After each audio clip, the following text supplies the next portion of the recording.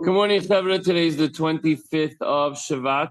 We're on page 126 in the Chayenu. And in today's lesson, every small conquest of one's evil impulse, even in permissible areas, that means you're allowed to do it, but what do you have to do it for?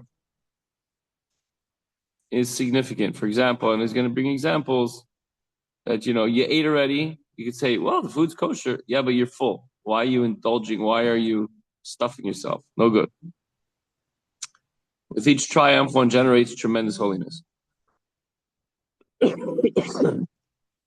Okay, from yesterday, the central point of the above discussion that through the occurrence of evil thoughts in one's mind and through one's battle against them, the Sitra Achra is subdued, causing great pleasure above. So we're able to fulfill a mitzvah when we push away our evil thoughts and impulses. And even furthermore, what about things that are completely permissible?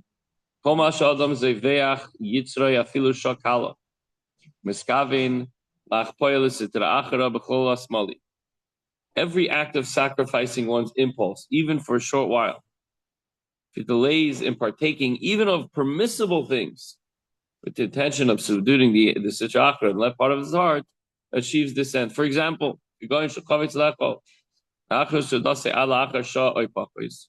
he wants to eat but delays his meal for an hour or less, and instead he learns during that time. Let's give another example. He could either eat something, oh, I'm hungry, let me have a bag of chips, or an apple. So the bag of chips, maybe it'll, stave off his hunger, but it's not good for you. The doctor said not to eat it. It's just satisfying your crunchy and salty cravings.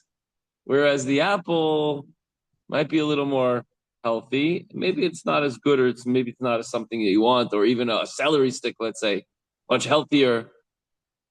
Come on, Ziggy, help me out. There's all sorts of benefits, right? Health benefits and celery, right? I heard about that. Versus like these GMO, processed foods and junk food and all that stuff. So here you have, both things are gonna satisfy your hunger, but one's gonna be healthy, not as tasty, not as delicious, but the other one's gonna be delicious, you see. Dad, what do you say?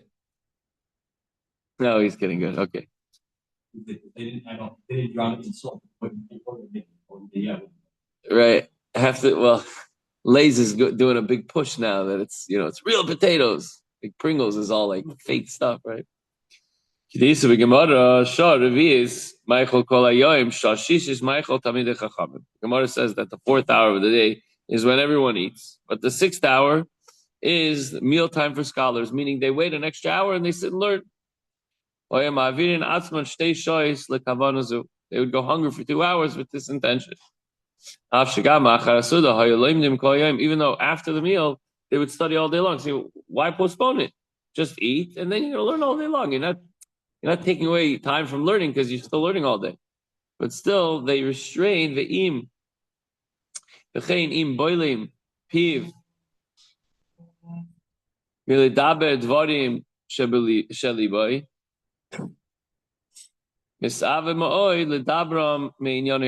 Similarly, so just to finish that one thought is they're learning. What's the difference if they wait an hour or if they eat now? No, it's the concept. It's the idea of holding off with what I personally want. It's not about what I want. It's what Hashem wants. I'm gonna and even if Hashem wants me to eat, but doesn't need me to eat right now. I have to be healthy. There's nothing wrong with fasting, right, guys? The best thing.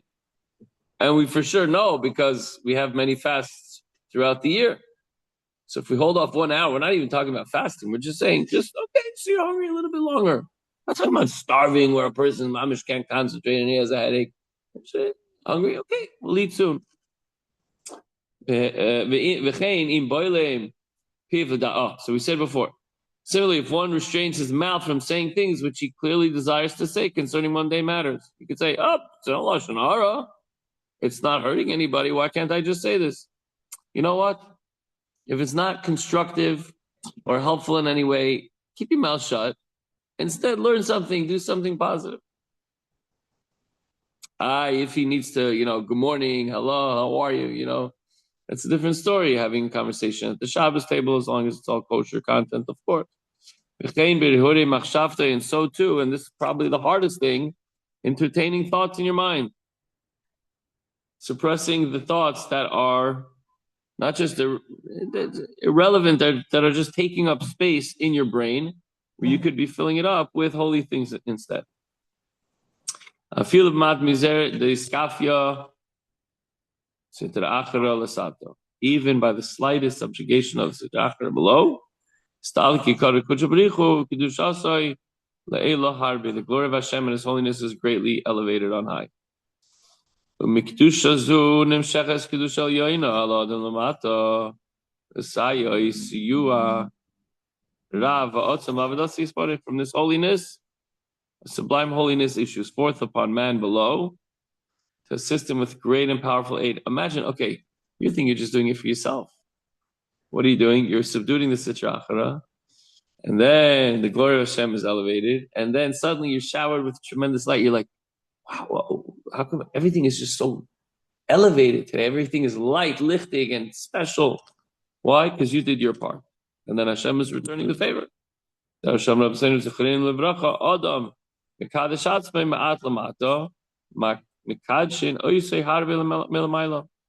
if a person consecrates himself, he makes himself holy by doing the right thing here, even in small measure, whether it's through thought, speech, or action, he's sanctified greatly from above.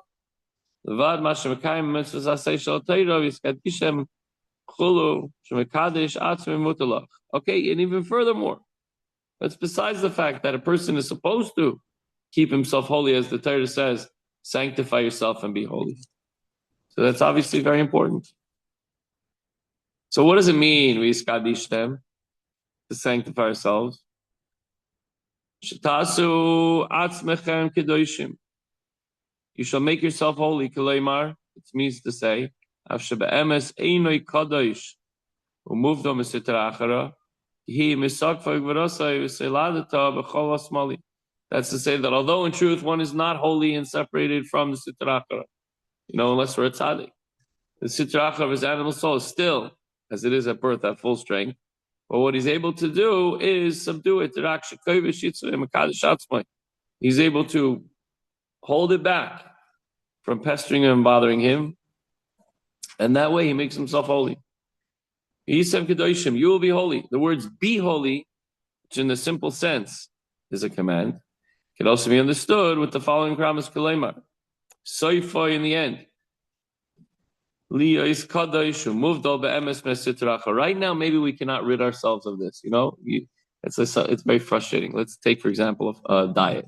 Person, tries so hard, and one slip up, boom, he falls right back down. I know. I can tell you from personal experiences. And so it's always with you. But he's saying here it's different. You're going to subdue your sitra achara. Don't be frustrated if it happens again tomorrow, meaning that he attacks you tomorrow and you fail, but you work on it. And in the end, Hashem is going to help you get rid of it. You're going to be greatly sanctified. How? Because you do your part, even with little simple things. Hold yourself back. I'm so hungry. You know what? I don't have to be the first at the buffet table. I'll wait till everybody else gets. Oh, the child's finished. Oh, shucks, I can't. Okay, there's plenty of other food to eat. So, and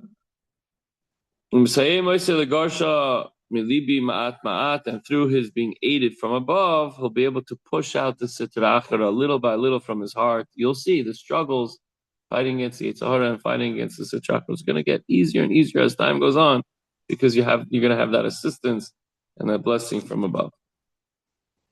So the takeaway is suppressing a material temptation and urge. Even something simple like not eating the moment the food enters your mind, or the food for thought that enters your mind, or the words that you want to say that are maybe not kosher, they're gossip or whatever. When you do something like this, you hold back, it has a cosmic effect of making the world a better place, a place for HaKadosh Baruch Hu, place of light and glory. And that's it for today. Okay, Chavra, that concludes chapter 27 in Tanya, and tomorrow we begin chapter 28. Have a wonderful day, Chavra.